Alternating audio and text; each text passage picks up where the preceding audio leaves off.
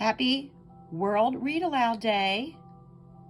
I'm going to read the book Winston the Book Wolf by Marnie McGee and Ian Black.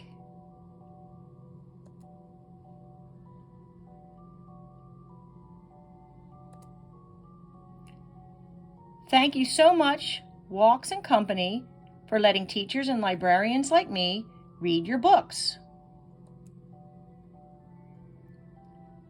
Winston the Wolf swished his tail as he ran past the burger stand. He did slow down to sniff, but he did not drool. Meaty treats were not what Winston had in mind. Winston wanted books, and he knew where to find them. He marched up the library steps and saw a handwritten sign. "Words!" he exclaimed. "Yum!" No wolves allowed. Winston opened the door, but an angry librarian stood in his way. "You, Mr. Wolf, may not come in.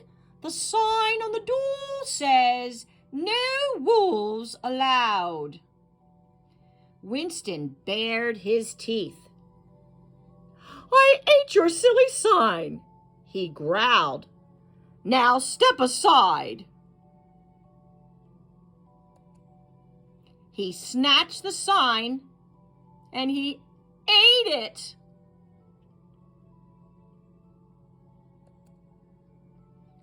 Library helpers came running. Winston tried to dodge them, but soon everyone was chasing poor Winston the Wolf. Winston leaped over computers, hopped over tables and chairs. Soon he'd be trapped. The librarian rang her bell. "He's back!" she cried. "That wicked wolf who chews on books."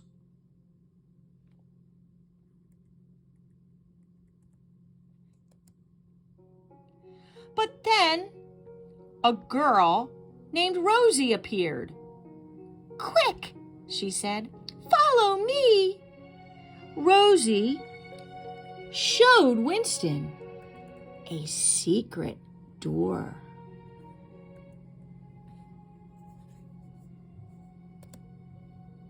She led him through an alley, then under a bridge, and over a hill.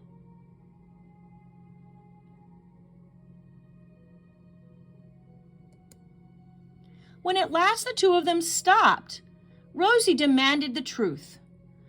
"Why do you nibble on books? Why ask for trouble, Wolf?" "Isn't it obvious? Can't you guess?" asked Winston. "Words are so delicious. Why, words taste better than roasted skunk, even better than gopher stew." "Wolf," said Rosie, "you must break this terrible habit. You must never, never nibble on books again." Winston began to howl. "I'll starve," he wailed. "I'll die without words." Rosie just laughed. "Be quiet, Wolf, and listen to me. You do not have to chew on a book to taste the wonderful words inside. Words even taste better when you eat them with your eyes." Winston squinted at Rosie. "Is this a trick? Can this be true?" "Trust me," said Rosie. "Sit down. You and I are going to have lessons." So each afternoon, Rosie read stories to Winston. She taught him to sound out words. Winston caught on fast. He learned to eat words with his eyes, which is to say, Winston learned to read.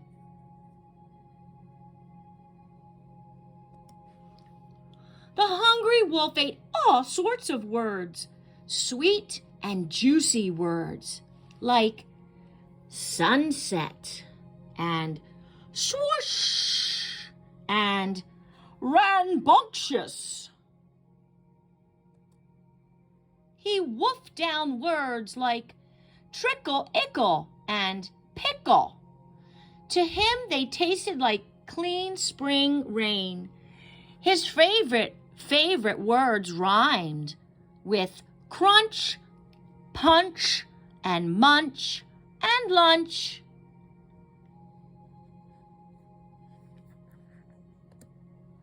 Winston read Rosie's books until he knew them all by heart. Then Winston said to Rosie, "I must have a new stack of library books." Rosie sighed. "Why try it again? You know they will block the door. The sign says, 'No wolves allowed,' and that means you." "I'll never give up on books," he declared. "Never." Then Winston smiled. "Do you suppose your grandmother's clothes might fit a wolf?" Rosie scratched her head. "Grandma's clothes?" "Trust me," said Winston. "I have a plan." "Ooh, a plan. Boys and girls, I'm going to interrupt for a minute. I want you to find all of the storybook characters so far. Your teacher can pause at this point.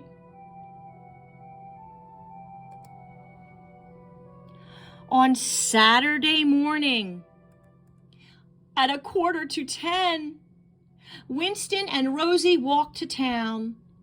Winston wore a frilly rose print dress with ruffled lace at the neck. The skirt almost hid Winston's bushy tail, and a floppy hat disguised his pointed ears. Perched on Winston's long snout were Grandma's glasses in thin wire frames.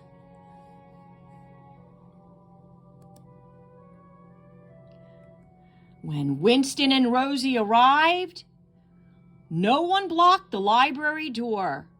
Winston stuck his snout inside and breathed in the musty, dusty smell of books. The librarian jumped to her feet and stared.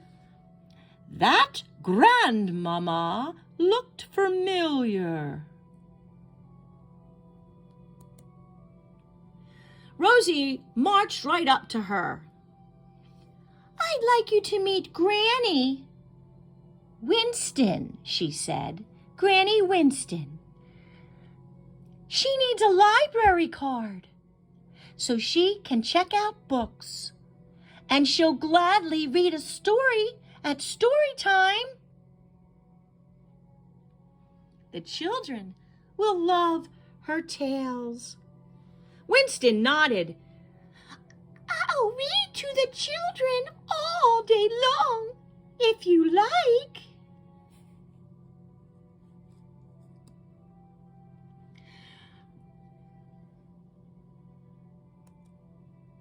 And so, week after week, Granny Winston read stories to children. If anyone noticed the sharp white teeth, no one complained.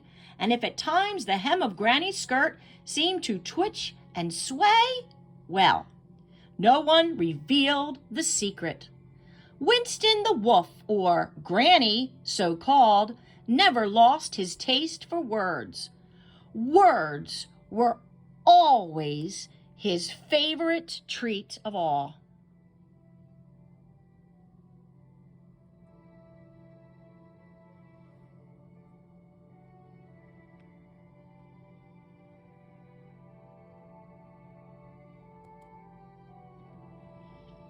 A note to the reader. If your story lady wears long skirts and floppy hats, she may be a wolf in disguise, a lover of words, a gobbler of books. Please be kind, very kind for me. Love, Winston the Wolf. Thanks for listening, boys and girls. Remember, for the month of February and March, go get your Upper Dublin Public Library card. Thanks for listening.